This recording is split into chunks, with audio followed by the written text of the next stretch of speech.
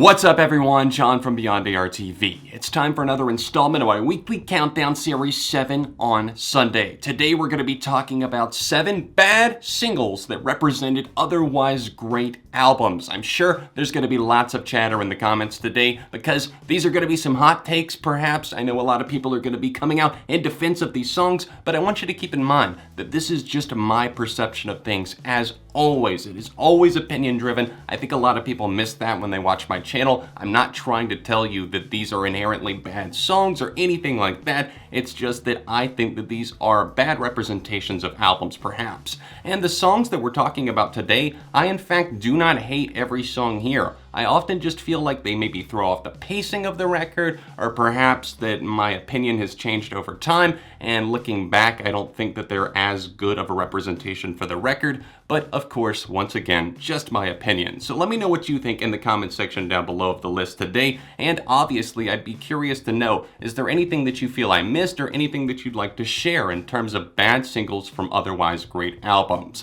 Please drop a like on the video if you enjoy it today, and other than that, here is my very first pick from Miss Casey Musgraves. Just hoe your own road and raise your own babies, smoke your own smoke and grow your own daisies, bend your own fences and own your own crazy, mind your own biscuits and life will be gravy. I know what you're thinking. How could you hate a song like Biscuits? It's just so sweet and sappy and kind of sarcastic. Well, for me personally, I actually don't hate this song. I just feel like it's kind of the odd family member at the reunion that shows up and everyone's like, who, you're, oh yeah, Aunt, what was your name again? Oh, Aunt Jemima, of course. Now, I don't think that Biscuits is all that bad of a song. It did kind of chart for her, but of course, with all the bro country that's been dominating for the past however many years, it didn't really get that much airplay, and it didn't really take off as a result of that.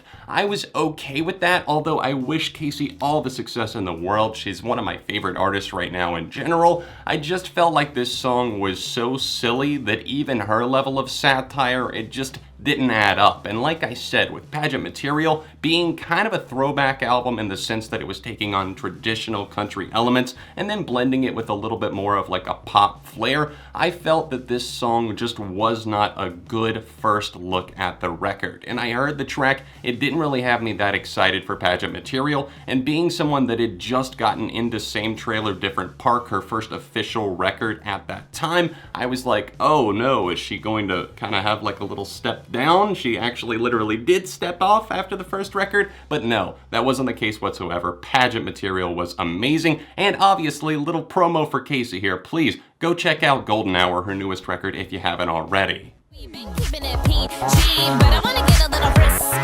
Come give me some of that yum like a lollipop. Let me set you free. Come on, 'cause I know what I like, and you're looking just like the type. Let's go for it just for tonight. Come on, come on, come on.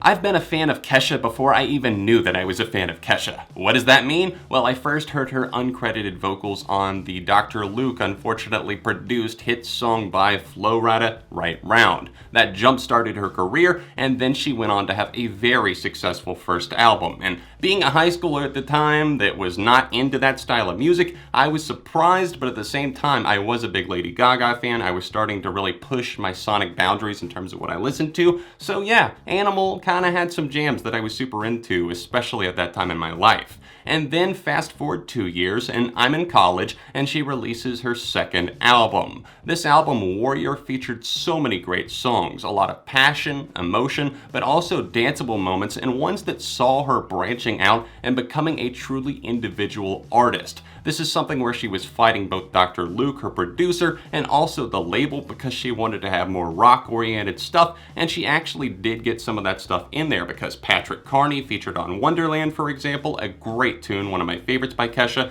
and also Only Wanna Dance With You, which featured Julian Casablancas of The Strokes. But then we had kind of a misstep in the form of the second single, which was called Come On. The lead-off single, Die Young, was fantastic, catchy as hell, still love that track, but I just felt like Come On was simply a very generic track. It was put out and it was poppy, it had some guitars on it, it didn't have much personality or flair for Kesha, and I think that's the main reason why I dislike it. This is a song that doesn't stand the test of time, and it doesn't stand up to her other material because, like I said, it does feel like a little bit like it could be made by anyone, and that's not an insult to Kesha because I know the pressure was on. It's just that even listening to her newest album, Rainbow, at this point, on every single song, it is very much to the core Kesha. You can feel it, and she has a presence. But on Come On, I just don't feel like she dominated.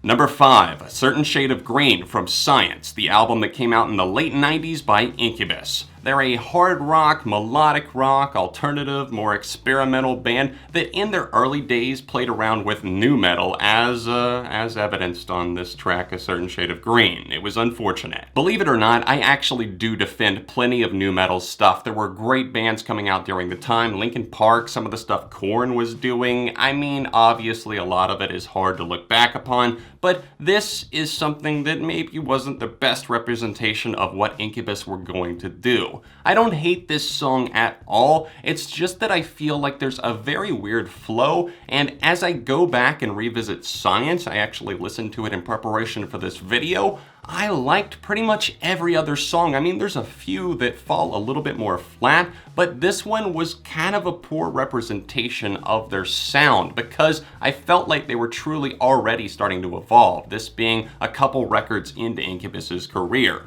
But A Certain Shade of Green featured these kind of out-of-place turntables, not that they couldn't use them, they made great use of them on some of their biggest songs. But here, there was the weird shouting, there was the weird juxtaposition between verses and chorus, and I just don't feel like they really nailed down what they were going for. And as a result of that, the track already felt kind of dated and tacky back then, but at this point, 20 years later, it really truly does.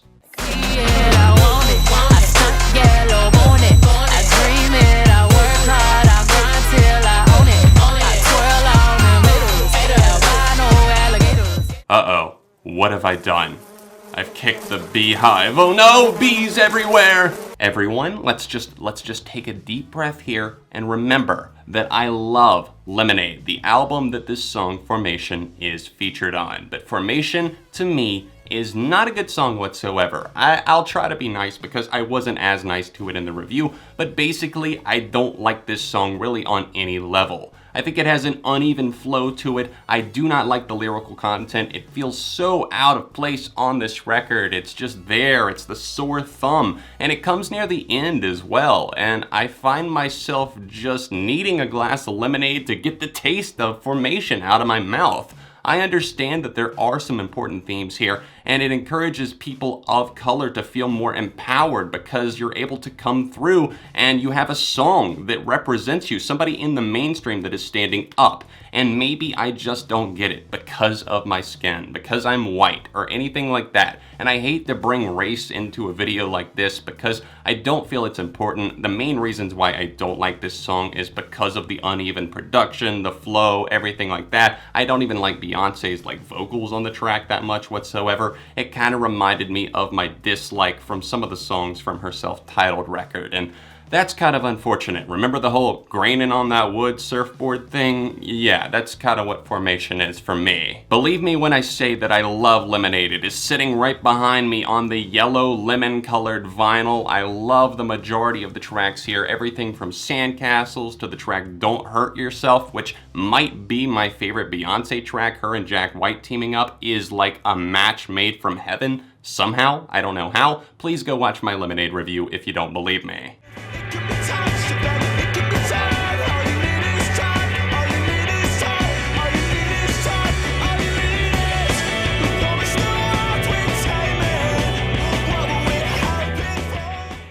Now that we've tiptoed around the Beehive, I am scared of them. I truly am. Now we move on to my next pick from Block Party. This is from their debut album Silent Alarm, and the track is called Pioneers. This charted in the UK, obviously them being a UK band. I just didn't find this song to really be all that special. Many of the songs are so clever and more experimental, kind of pushing boundaries and having this post-punk vibe to them as well. But this track here, I felt to be a little bit more surface level in the sense that I felt like it was always winding up to something, but never really gave us the payoff. Kelly, the lead singer of this band, his voice here just feels a little bit flat to me, and I don't feel like he really engages the listener as a vocalist. And while this track was put out as a single, it charted at number 18 in the UK, but I'm not exactly sure why it did. I think it was just the hype surrounding them at the time was so huge with some of their other hit songs like Banquet that it pretty much had to chart. And it fell off of the charts somewhat quickly, didn't really chart anywhere else in the world. But I understand that this is kind of something that the fans seem to love, but me personally, this is kind of a slow building, slow burning song that doesn't really seem to go anywhere. It's not that you can't have a slow song or hide meanings in the lyrics that take a little bit more time to get into, it's just that this track, it's really not for me, not my style.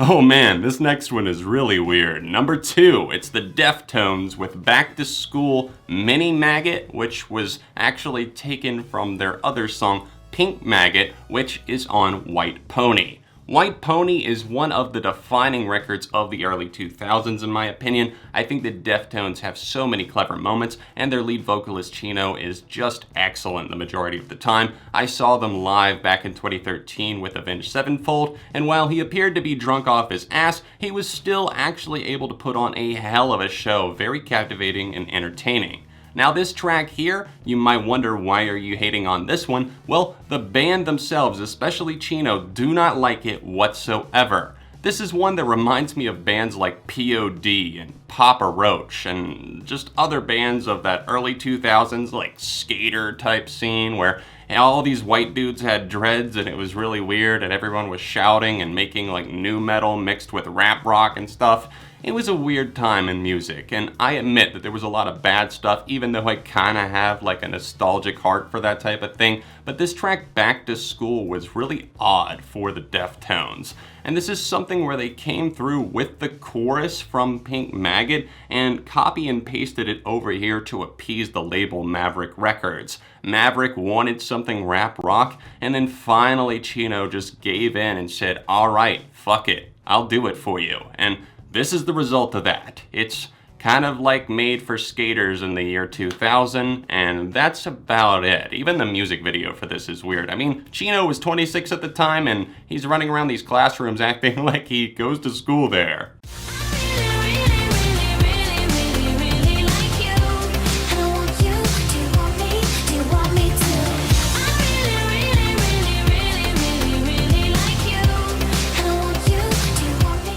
Carly Rae.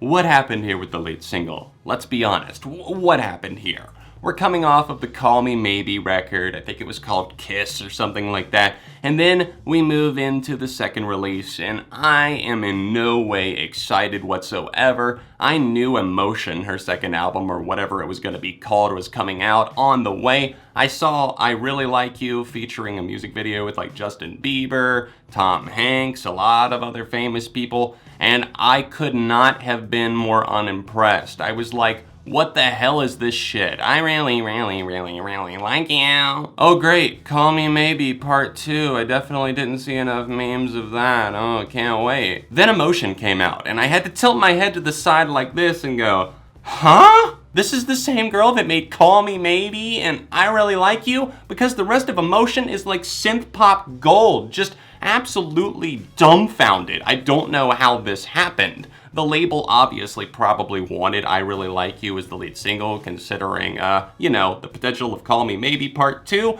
but she didn't cash in on that for the rest of the record, and I have so much respect for her because of that. Carly Rae came through with a great record with some of the more experimental stuff like LA Hallucinations, and then Run Away With Me opening up this album. It just surprised me right out of the gate. I was floored, and I still come back to this record over and over and over again. Like I said, pop, synth pop, gold. Thanks so much for tuning in to another episode of SOS today, obviously on bad singles from otherwise great albums. Let me know what you thought of my list in the comment section down below, and keep in mind that it was all just my opinion. Drop a like while you're here, and subscribe to the channel. Ring the bell as well so that you get notifications, because YouTube doesn't always like to put stuff in people's subfeed, even when they're subscribed to them for whatever reason. Anyways, if you're able to, please support me on Patreon. It would be greatly appreciated. It's the top link down below. If you click this little handy dandy annotation over in the corner of your screen there, it will take you directly to my Patreon, and it will actually allow you to donate on a monthly basis with some pretty cool perks in return. If you would like to see last week's episode of SOS, right over here, another recent video I think you might enjoy right over here, or else all of my social media accounts linked in the description. Other than that, I'll see you soon on Beyond ARTV.